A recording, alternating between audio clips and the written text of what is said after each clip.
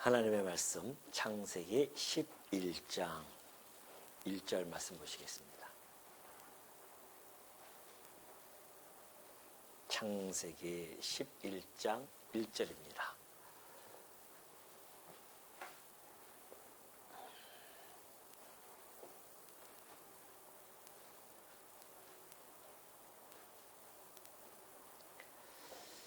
온 땅의 언어가 하나요 말이 하나였더라. 이에 그들이 동방으로 옮기다가 신할 평지를 만나 거기 거류하며 서로 말하되 자 벽돌을 만들어 견고히 굽자 하고 이에 벽돌로 돌을 대신하며 역청으로 진흙을 대신하고 또 말하되 자 성읍과 탑을 건설하여 그 탑 꼭대기를 하늘에 닿게 하자. 우리 이름을 내고 온 지면에 흩어짐을 면하자 하였더니 여호와께서 사람들이 건설하는 그 성읍과 탑을 보려고 내려오셨더라. 여호와께서 이르시되 이 무리가 한 족속이요 언어도 하나이므로 이같이 시작하였으니 이후로는 그 하고자 하는 일을 막을 수 없으리로다. 자 우리가 내려가서 거기서 그들의 언어를 혼잡하게 하여 그들이 서로 알아듣지 못하게 하자 하시고 여호와께서 거기서 그들을 온 지면에 흩으셨으므로 그들이 그 도시를 건설하기를 그쳤더라. 그러므로 그 이름을 바벨이라 하니 이는 여호와께서 거기서 온 땅의 언어를 혼잡하게 하셨음이니라. 여호와께서 거기서 그들을 온 지면에 흩으셨더라. 9절까지 봉독해 드렸습니다. 우리 모든 인간들은 관계 안에서만 존재합니다. 우리가 태어날 때부터 우리는 부모와 자녀와의 관계 또는 형제 간의 관계 또는 직장에 나가면은 직장 상사라든가 부하 직원이라든가 동료 직원 이러한 모든 관계를 형성하면서 살아갈 수밖에 없는 존재이죠. 이러한 존재들이기 때문에 어떠한 모든 관계를 맺을 때마다 우리는 기본 자세가 있습니다. 다시 말해서 내 자신을 이외에 다른 모든 존재, 외부의 존재들과 관계를 맺지 않습니까? 예를 들면은 만물 그리고 만사 이렇게 볼 수 있습니다. 모든 만물, 인간을 포함해서죠. 모든 만물들, 피조물들입니다. 모든 만물 그리고 그때 이루어지는 모든 사건들, 이 모든 것들이 이 외부 존재들이죠. 나 위에 나타나는 이런 외부 존재들이 항상 이런 관계를 맺고 살아갈 수밖에 없습니다. 여기서 우리가 벗어날 수는 없잖아요. 만물 안에서 맺어지고 모든 사건에서 우리가 관계를 맺으면서 살아가는데 이때에 이 관계 속에서 우리가 취하는 기본적인 자세가 두 개가 있습니다. 양분되어져 있어요. 그것이 바로 신본주의입니다. 그리고 인본주의죠. 크게 두 가지입니다. 이 세상의 모든 사람들이 어떤 이런 외부적인 존재에 의해서 관계를 맺을 때에 취하는 기본 자세는 신본주의가 있고요. 인본주의가 있습니다. 물론 신본주의는 인본주의의 사실은 우선에서 역사 속에서 나타나죠. 아담이 타락하기 전에는 철저한 신본주의적인 환경 속에서 그는 살아갔죠. 그러나 아담이 타락을 합니다. 타락을 함으로 말미암아 이 인간의 이 본성이 부패해지고 죄악으로 점철되어지죠. 그래서 인간들은 태어날 때부터 이제 선악이라고 하는 것을 알고 마음속에 간직하고 태어납니다. 이것이 바로 아담이 선악과를 먹은 결과입니다. 선과 악을 아는 나무를 먹음으로 말미암아 인간이 태어날 때부터 자기가 주체가 되어집니다. 뭐에 대한? 선과 악이라고 하는 것에 대한 주체가 되어져요. 이때 형성된 원리를 벌써 인본주의라는 겁니다. 인간이 자기가 주체되어서 살아가는 거죠. 그래서 이 신본주의와 인본주의는 역사 속에서 아담 이후로부터 끊임없이 충돌을 해가고 충돌하면서 역사가 진행되어지죠. 그래서 결국은 이 신본주의와 인본주의의 이 충돌, 정면 충돌로 나타난 그 결과는 오늘 역사의 인본주의적인 한 획을 긋는 사건인 바로 바벨탑 사건이 바로 여기에 포함된 겁니다. 바벨탑 사건이죠. 이거는 이제 하나님의 신본주의와 인본주의가 충돌하는 결과입니다. 이게 바벨탑이.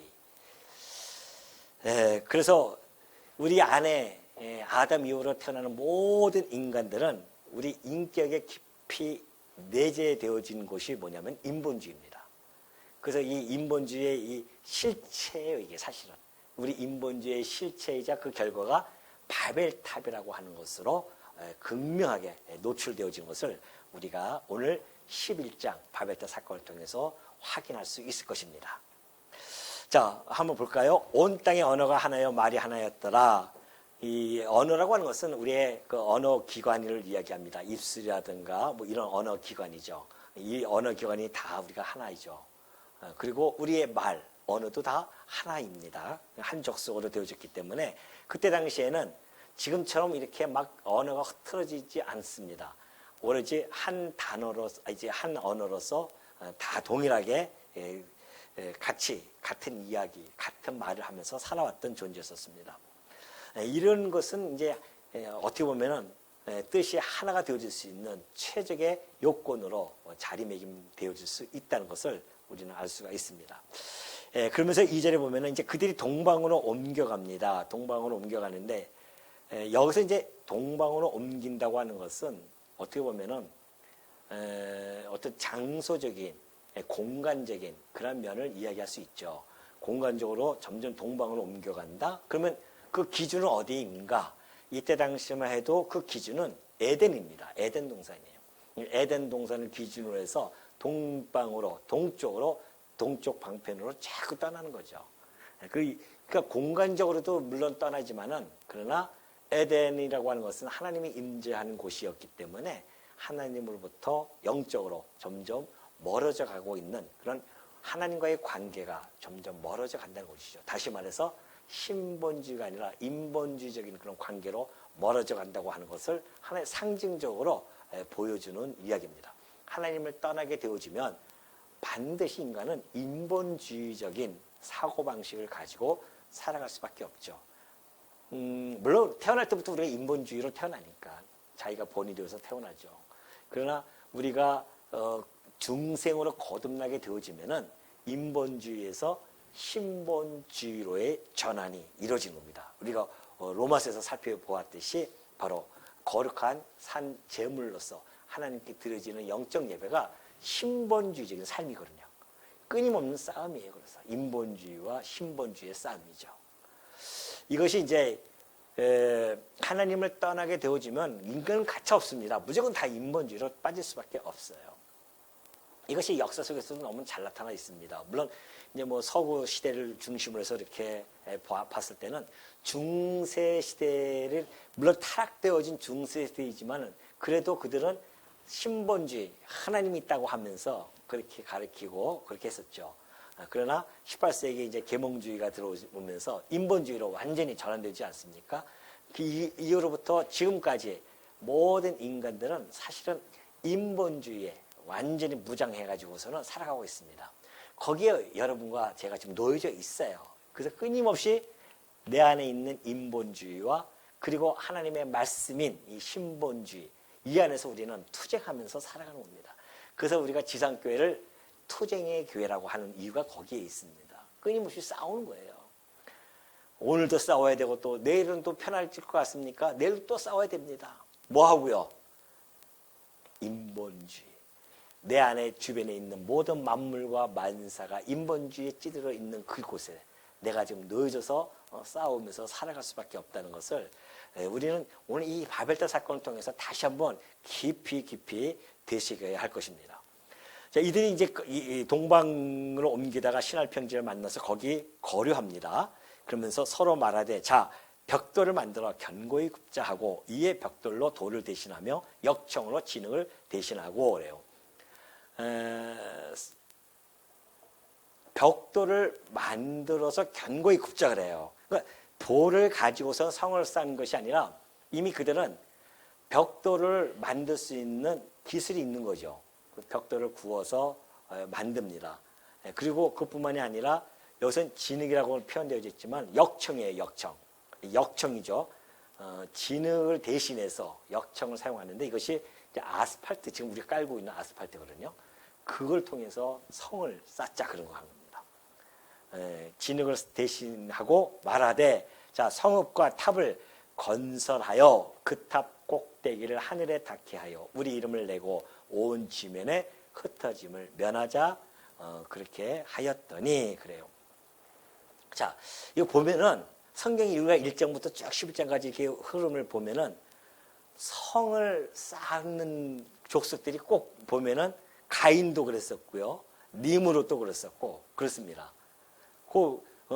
가인도 가서 에덴 동편에서 성을 쌓아요. 그 이름을 노시라고 하기도 하고 니므롯도 지금 그 성을 쌓기도 하고요.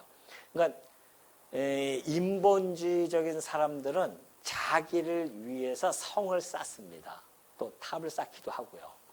그런 모습을 보여주는 반면에 이 흥미로운 것은 1장부터 이렇게 11장 보면은 하나님의 택한 백성들을 신본주의적인 백성들은 뭐 성을 쌓는데 이렇게 관심이 별로 없어요.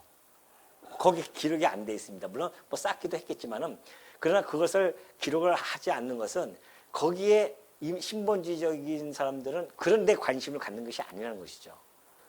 그래서 오로지 하나님을 위하여 성을 쌓기, 이거 인본주의는 자기를 위하여 성을 쌓고 바벨탑도 쌓지만은 신본주의에 있는 성도들 1장부터 쭉 보니까 그들이 쌓는 것은 뭐예요? 뭘 쌓습니까? 제단을 쌓더라고요. 하나님을 향한 제단을 쌓고 또 그 하나님 그 제단 쌓을 뿐만이 아니라 노아는 또 뭐 방주도 짓지 않습니까? 하나님의 말씀에 따라서. 그러니까 신본주의적인 삶과 인본주의적인 삶이 이렇게 극명하게 다릅니다.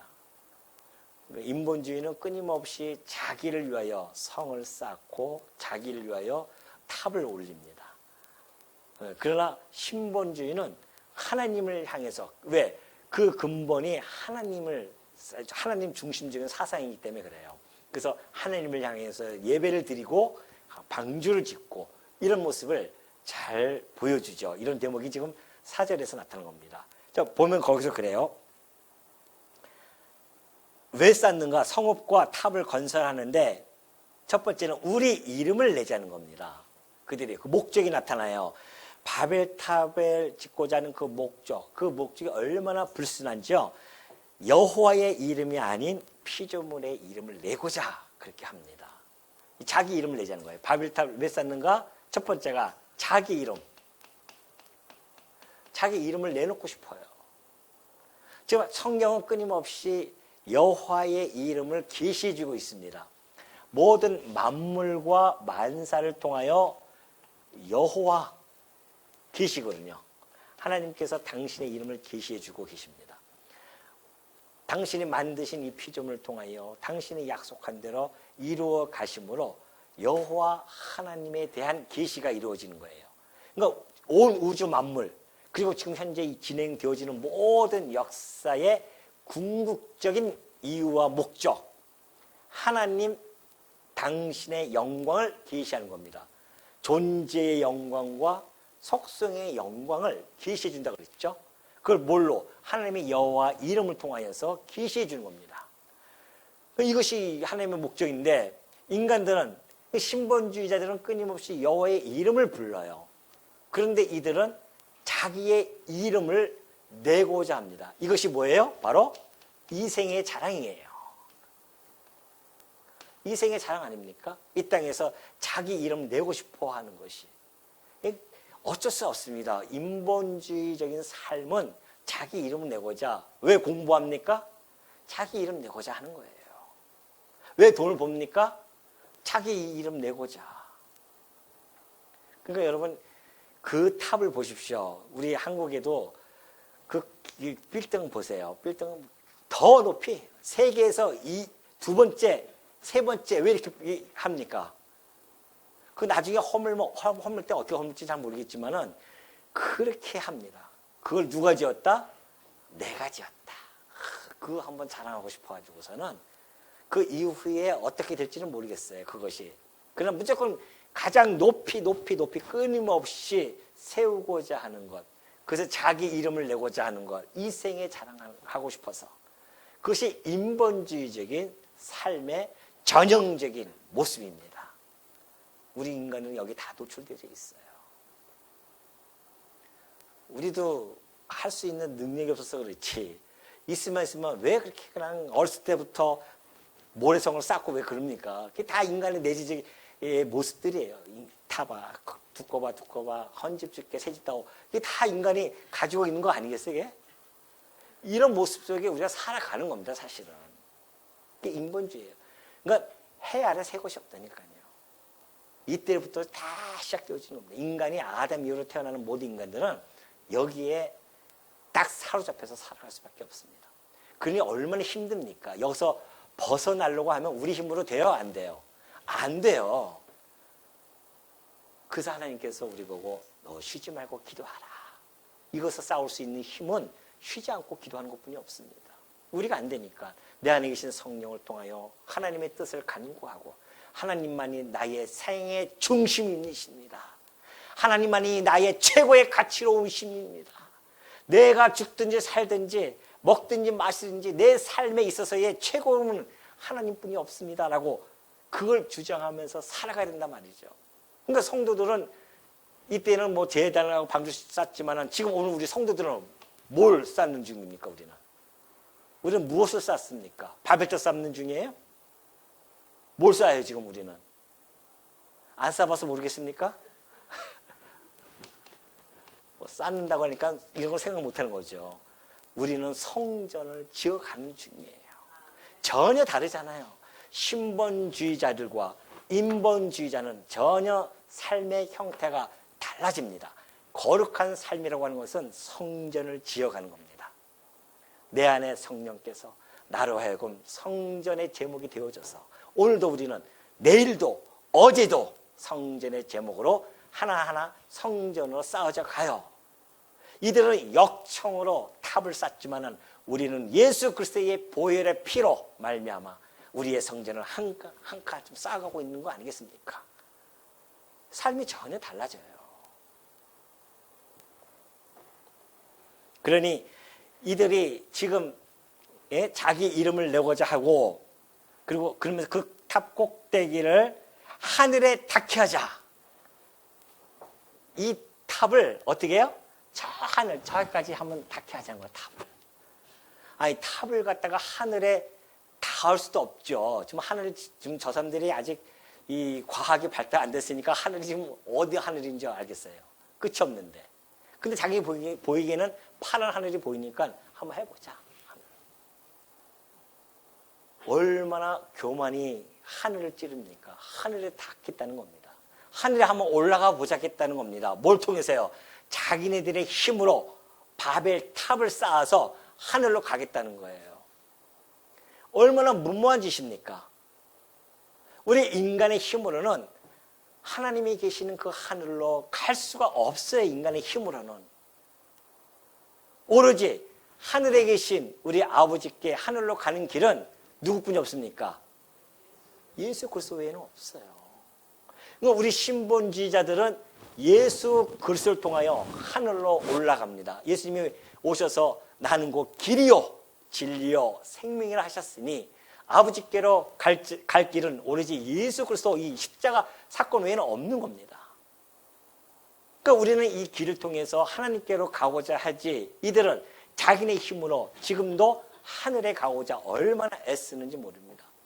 드디어 급기야 이제는 과학이 발달돼가지고서는 우주선을 쌓지 않습니까? 하늘로. 그래서는 얼마나 환호 지르면서 딱 하늘에 올라갔다니만 이게 웬일이에요. 하늘 보니까 이건 끝이 없는 거라. 얼마나 자기네들이 무모한 도전인 줄을 깨닫게 되어집니다. 겨우겨우 5,000년이 몇 년이에요 지금.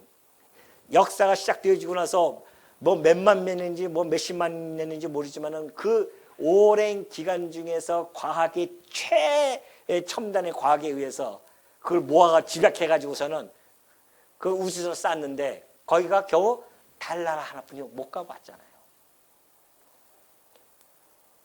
그러니 그 달은 이 우주의 하나의 먼지와 같은 그곳에 가는데도 그렇게 오랜 시간이 걸렸는데 사실은 포기하는 거죠, 인간들이. 저 광활한 우주를 어떻게 다닐 수 있겠습니까?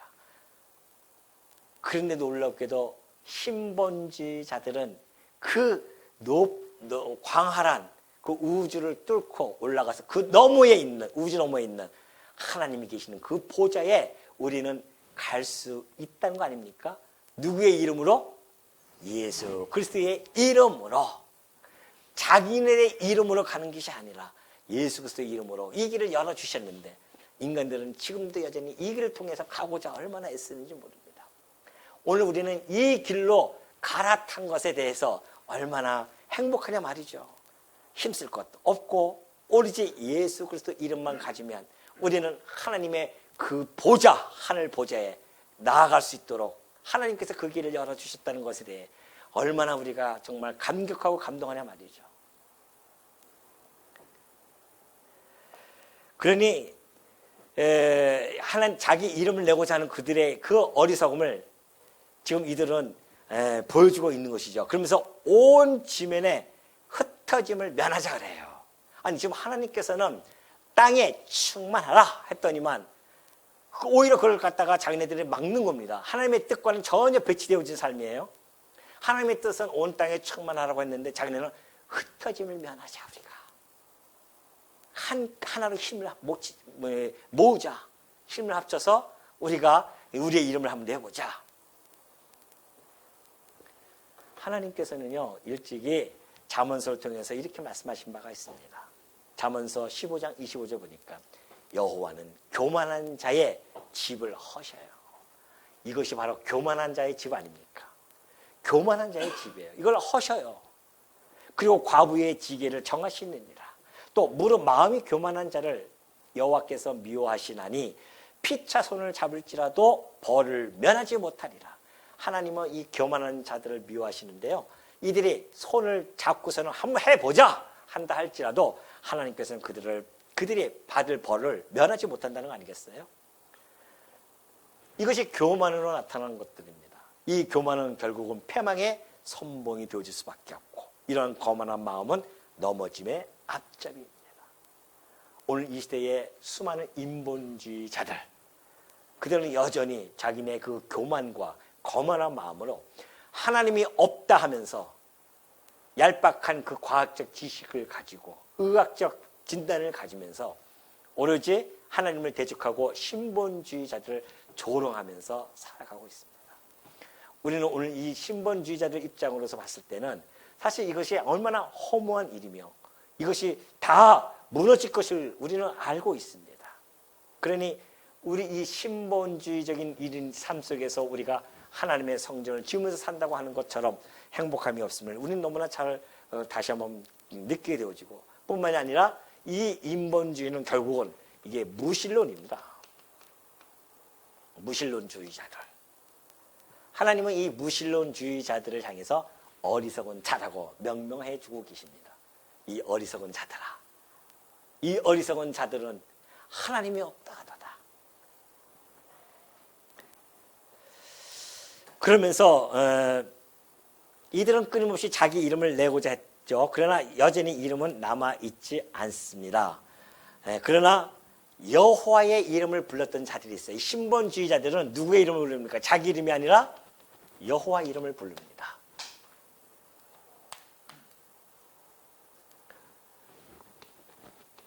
여호와 이름을 부르는 자들이에요. 여호와 이름을 부르는 자들은요.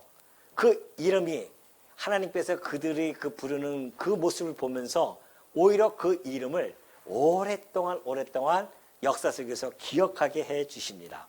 여러분이 잘 알고 있는 이름들 아니겠습니까? 여호와 이름을 누가 맨 처음 불렀어요? 셋 아닙니까? 셋으로부터 시작되어진 여호와 이름을 불렀던 자들, 그리고 그 이후에 에녹, 노아, 아브라함, 이삭, 야곱, 또뿐만 아니라 뭐 모세, 다윗, 솔로몬 등등 수많은 사람들이 여호와의 이름을 불렀던 자들인데 그들은 지금도 우리들의 입술을 통하여 그 이름들이 불려지고 있잖아요. 오히려 자기 이름을 내고자 했던 자들은 그 이름은 불려지지 않습니다. 그러나 여호와의 이름을 부르는 자들은 하나님께서 그들을 높여서 그들의 이름을 부를 수 있도록 기억할 수 있도록 해주시는 그 하나님의 놀라운 역사가 이 안에 담겨져 있죠. 시편 115편 1절 한번 보실까요? 그 여호와의 이름을 불렀던 자들의 한결같은 마음, 그 시가 115편 1절에 잘 녹아져 있습니다. 여호와여, 영광을 우리에게 돌리지 마옵소서. 우리에게 돌리지 마옵소서. 오직 주는 인자하시고 진실하심으로 주의 이름에만 뭐해요? 영광을 돌리소서. 이것이 바로 신본주의자들의 이 노래입니다. 우리 여호와의 영광, 하나님의 이 만물을 통하여서 만사를 통하여서 당신의 영광을 드러내 주셨는데 이 영광을 우리에게 돌리지 마시옵소서. 내 비록 설사 나를 통해서 놀라운 하나님의 영광이 드러났다고 한들 이 우리에게 돌리지 마옵소서. 오직 주의 이름에만 영광을 돌려주옵소서. 이 기도와 노래가 신본주의적인 우리들의 삶에 짙게 배어져 있을 줄 믿습니다. 우리 이름 내는 거 아니에요. 우리 주님의 이름만 내는 자들입니다. 주의 이름의 영광만을 돌려드리는 자들이에요. 이것이 바로 신본주의자들의 모습이라는 것을 잘 보여주고 있습니다.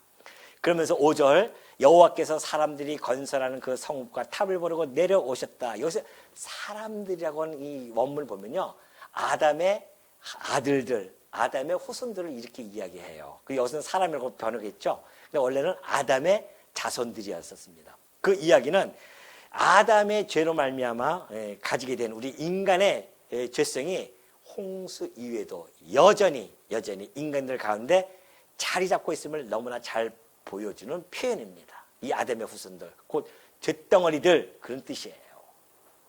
그런 자들이 건설하는 그 성읍과 탑을 보려고 하나님이 내려오시죠. 내려오셨다고 하는 것은 그들이 건축하는 그 동기라든가 그리고 여러 가지 상황들을 한번 점검하러, 한번 살펴보러 오셨다, 그런 뜻입니다. 이것도 뭐 신인 동영론 이런 차원에서 지금 표현해주고 있는 것뿐이죠. 여호와께서 이르시되 이 무리가 한 족속이 언어도 하나이므로 이같이 시작하였으니 이후로는 그 하고자 하는 일을 막을 수 없게 된다는 것이죠. 막을 수 없으리라. 자, 이것은 뭐 하나님의 능력이 없어서 못 막는다는 뜻이 아닙니다. 이미 이들은 언어가 하나요, 족속이 하나이기 때문에 하나가 되어졌어요, 그들이. 그래서 이미 이 마음을 먹었습니다. 죄악 덩어리들이 모여서 이거 한번 해보자, 이 죄성을 한번 크게 한번 드러내보자, 이렇게 마음을 먹었기 때문에 자기네들 스스로가 이것을 중단할 수 있는, 자제할 수 있는 것들이 없습니다.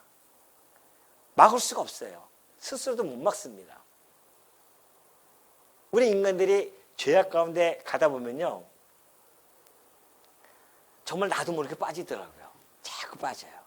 빠져가지고서는 이건 아닌데 하면서도 오히려 합리화를 시키면서 그 죄악으로 깊이 빠지들어가요.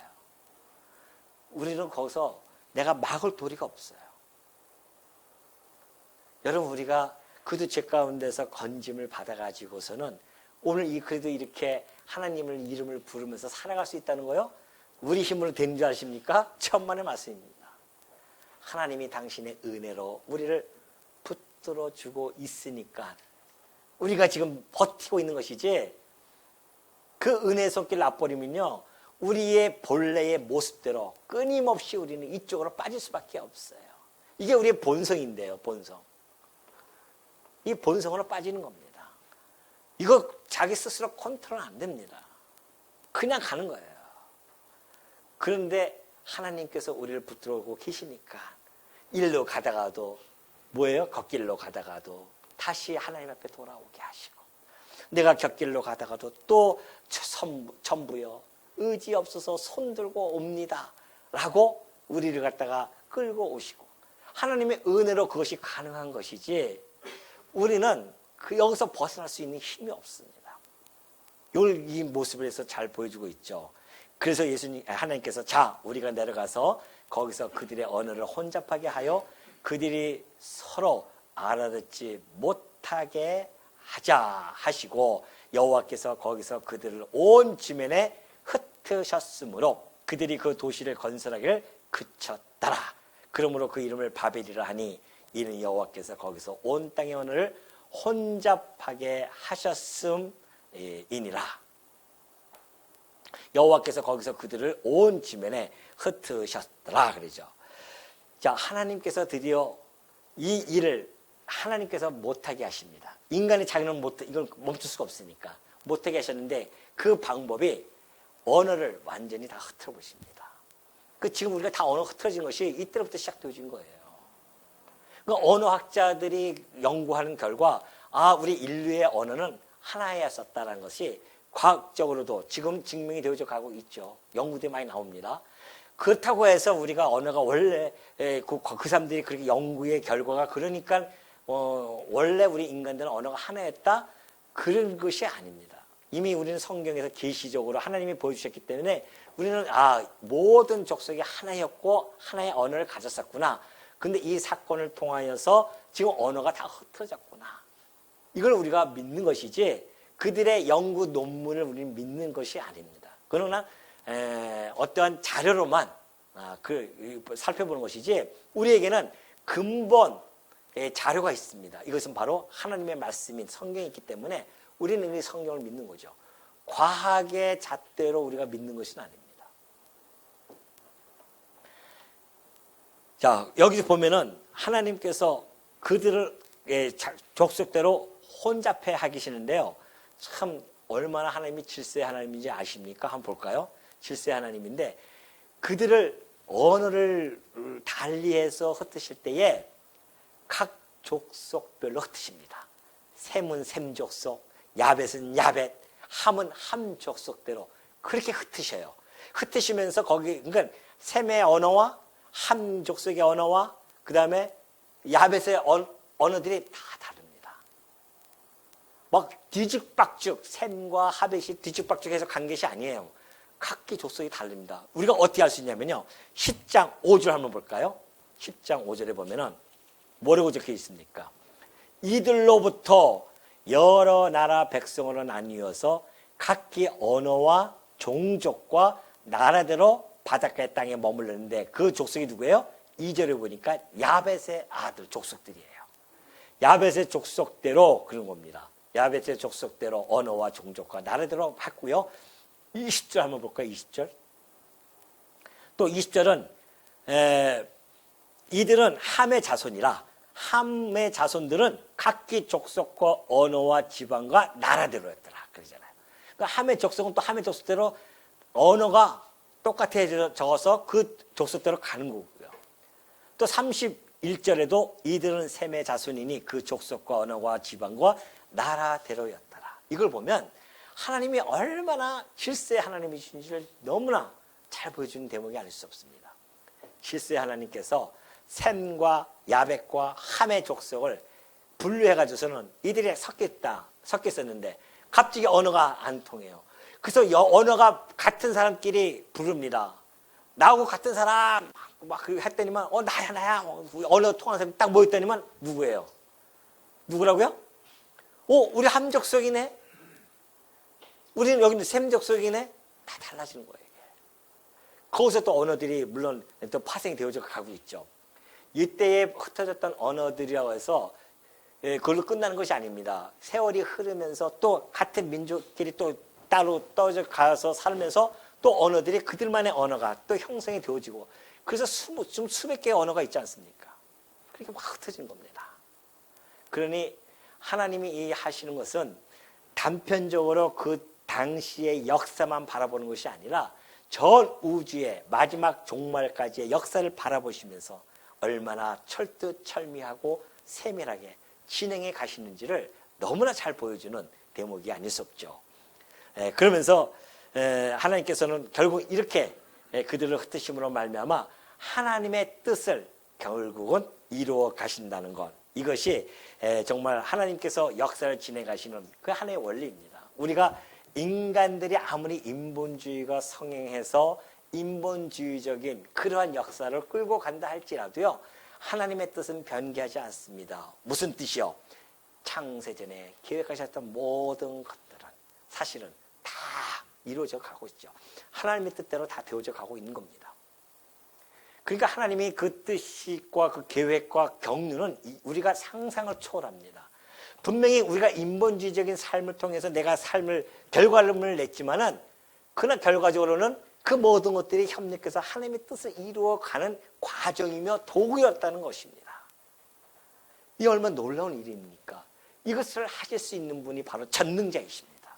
이것을 하실 수 있는 분이 바로 주권자라는 뜻이에요. 그분만이 이것을 할 수 있지 우리 인간은 어떻게 할 수 있겠습니까? 모든 역사가 각기 우리가 각기대로 살아가는 것처럼 보였지만은 결국은 하나님께서는 당신의 뜻을 이루어 나가는 놀라운 역사, 이 능력. 그러니 우리가 하나님의 그 무한하신 능력은 가늠할 수가 없는 겁니다. 그러니 우리가 어떻게 교만해질 수가 있겠어요? 내 뜻대로 좀 된 것 같습니까? 지금까지 살아온 거 보니까 내 뜻대로 좀 되어진 것 같아요? 뒤돌아보십시오. 정말 내 뜻대로 얼마나 많이 되어지는지. 그렇게 많지 않을 겁니다. 내 뜻대로 되어진 것은. 이것도 내 뜻대로 되어졌는데 하지만은 그거조차도 아침에 7시에 따릉 해놨는데도 왜 하필 그게 안 울려가지고서는 7시 5분에 일어나는지. 내 뜻대로 안 되잖아요. 하루의 삶 속에서 내 뜻대로 되어진 것이 그렇게 많지 않습니다. 이 모든 것이 그럼에도 불구하고 하나님의 뜻에 의해서 이루어져 간다는 사실이죠. 그렇다고 해서 우리가 그 하나님의 그 무한하신 경륜에 자기가 하나님처럼 앉아가지고 이게 다 하나님의 뜻이야, 이렇게 또 무식하게 살아가면 되겠냐 말이죠. 아니라 말입니다. 뭐예요? 하나님의 뜻을 우리는 늘 분별하면서 하나님의 뜻이 무엇인지를 알아야 될 거 아닙니까? 그래야 하나님이 기뻐하시는 삶을 살아갈 수가 있으니까. 하나님이 기뻐하는 이 신본주의적인 삶이 무엇인지를 알아야, 신본주의에 입각한 이 하나님의 말씀, 이 성경을 알아야 우리가 신본주의적인 삶을 살 수 있죠. 그래서 이걸 통해 하나님의 뜻을 하나하나 좀 분별해가고 있는 중 아니겠냐 말이죠. 그러니 참 하나님께서 이거 흩으시면서 저 같으면 그럴 것 같아요. 한 줌의 흙도 안 되는 이것도 그냥 다 쓸어버리고 싶겠죠. 근데 하나님께서는 왜 이걸 심판하지 않고 그대로 또 그냥 흩으셔서 역사를 진행하시면서 인내하고 계시는 걸까? 왜 그랬을까요? 아직 당신이 정하신 뜻, 곧 예수 그리스도, 하나님의 아들이신 그리스도께서 오셔서 펼쳐질 그 역사, 구원의 역사가 아직 시작도 안 됐잖아요. 그러니까 그때까지 기다리시고 참고 계시는 겁니다. 하루가 천년처럼, 천년이 하루처럼 끝없이 인본주의가 성행하면서 끝까지 하나님을 무시하는 이 무신론적인 삶이 지금까지 역사가 진행되어진다 할지라도 하나님께서 인내하고 계시는 것은 당신의 택한 백성들을 다 구원할 때까지 참고 기다리시기 때문에 가능한 것이죠. 안 그것은 벌써 다 쓸어버릴 인간들이에요. 그러니 얼마나 하나님의 그 인내하심이 우리에겐 감사가 나오겠습니까?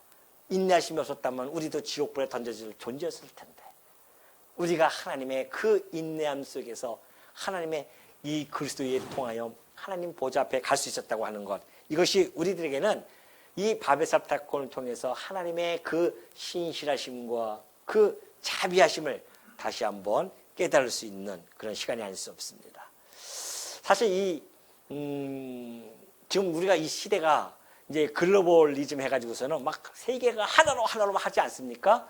이것이 어떻게 보면은 뭐예요? 좋은 것 같죠? 정말 맞습니다. 이것이 바로 인본주의의 회기입니다, 지금. 하나로 해서 자기네들이 하나님 자리에 앉고 싶은 거거든요. 그러나 그거 역시 다 무너질 것입니다. 결국은 우리의 언어가 지금 기기가 하나로 언어로 통일해 가고 있지 않습니까? 이제는 영어를 못한다 할지라도, 외국어를 못한다 할지라도 뭐만 가져가면 됩니까? 번역기 하나만 가져가면 다 한 장 번역이 되어질 수 있어요. 그런 시대에 도래합니다. 어떻게 보면 언어가 하나인 것 같죠. 근데 인간이 그 언어가 하나가 되어지면 나올 게 무엇이 있겠습니까? 이것뿐이 없다니까요. 타락한 인생들이 모여서 언어가 하나가 되어지면 똑같은 바벨탑을 또 쌓는단 말입니다. 그러니까 이때 당시에 이 바벨탑 사건은 장차 온 세계가 하나가 되어져서 하나님을 대적할 것에 대한 하나의 상징적인 모습으로 비춰진 겁니다. 바벨탑이 또 생기게 되어져 있어요. 아니, 이때로부터 시작해서 끊임없이 바벨탑은 계속해서 쌓고 있지 않습니까? 지금 인간들이 내 안에 탑도 쌓고 있어요. 내 안에 탑을 끊임없이 내 안에 탑을 좀 쌓고 있습니다. 자기 이름을 내고자 쌓는 것이죠. 그러니 인간의 교만함, 그리고 인간을 의지하면서 인간을 근본으로 삼고 하고자 하는 이 인본주의의 어리석음에 대한 경고가 지금 시편 62장 8편에서 잘 나타나 있습니다. 인본주의자들 잘 들으라는 얘기죠. 백성들아, 시시로 그를 의지하고 그의 앞에 마음을 토하라. 하나님은 우리의 피난처이시기 때문에. 뭐예요? 시시로 뭘? 그를 의지하라. 신본주의입니다. 하나님만을 의지하고 그의 앞에 마음을 토하라는 겁니다. 우리 신본주의자들은 하나님 앞에 마음을 토해야 됩니다. 우리의 그분은 우리의 피난처이시기 때문에 그래요. 아, 슬프도다. 사람은 입김이며 인생도 속임수이니 저울에 달면 이 그들은 입김보다 가벼우려다. 인간이 그런 존재입니다. 뭐 꽤나 대단한 것 같죠? 아니에요. 얼마나 슬픈지 모릅니다. 겨우 입김과 같은 존재예요. 인생은 속임수입니다. 속기도 하고 속이기도 하면서 살아가지 않습니까? 그래서 우리를 한번 달아보십시오. 여러분 한번 오늘 가서 저울에 달아보십시오. 70kg 나갑니까? 60kg 나갑니까? 그거 말고 그 안에 담겨져 있는 내면 그 저울 너머에 있는 인생의 그 가벼움, 입김보다 가벼움을 보셔야 된단 말입니다. 육신의 무거움 말고요. 우리가 그런 존재예요. 그러니 포악을 의지하지 말라. 탈취한 곳으로 허망하여지지 말며 재물이 늘어도 거기에 마음을 두지 말라 말입니다. 재물이 늘면 인간이 거기에 마음을 두고 자기가 뭐 대단한 것처럼 막 그냥 또 큰 소리 빵빵 치고 살아갑니다. 하나님이 한두 번 하신 말씀을 내가 들었나니 권능은 하나님께 속하였다 하셨다. 권능은 하나님께 속하였습니다. 여호와께서 이와 같이 말씀하시니라. 물론 예레미야입니다. 예레미야 또 넘어가면 여호와께서 이와 같이 말씀하시니라. 무릇 사람을 믿으며 육신으로 그의 힘을 삼고 마음이 여호와에게서 떠난 그 사람 누구예요? 인본주의자들은 어떻게 해요? 뭘 어떻게 해요? 큰 소리 한번 해보십시오. 뭘 받으라? 저주를 받으라. 인본주의자들의 결말은 뭡니까? 저주입니다. 육신으로 그의 힘, 자기의 힘을 삼고 인간을 의지하고 살아가는 자들, 자기가 본이 되어져서 인간이 본이 되어져서 살아가는 모든 자들의 결국은 저주를 받아서 멸망에 이른다는 사실. 여러분, 이 우리가 신본주의의 그 반열에 올라져 있다는 그 사실이 아직도 그렇게 값어치 없이 보입니까? 오늘 하루를 우리가 산다 할지라도 신본주의적인 삶을 산다고 하는 것이 얼마나 행복한 것인지를, 그리고 얼마나 가치롭고 존귀한 것인지를 이 말씀을 통해서도 우리가 알 수 있지 않습니까? 하나님께서 이들을 흩으셨습니다. 이들의 언어 다 흩으셨습니다. 그러나 이 언어가 하나가 되는 날이 올 것입니다. 언제일까요? 언제일까요? 맞습니다. 우리 주님 재림하시는 날 모든 언어는 하나로 다시 통일되어져서 머리 대신 그리스도를 향해서 같은 언어로 같은 족속의 성도가 되어져서 오로지 하나님만을 어떻게 한다? 찬송하면서 그 안에 우리 안에 하나님의 우리가 성전이 되어져서 하나님을 모시고 영원토록 하나님을 찬송하며 그의 이름의 영광을 드높이면서 살 날이 하나하나 하루하루 다가온다는 사실 여러분 마음속에 간직하시고 그 기쁨과 행복감 속에서 인본주의, 내 안에 있는 인본주의와 내 외부로부터 오는 이 모든 인본주의와 싸우면서 승리하시는 주의 종들이 되어지시기를 당부드립니다.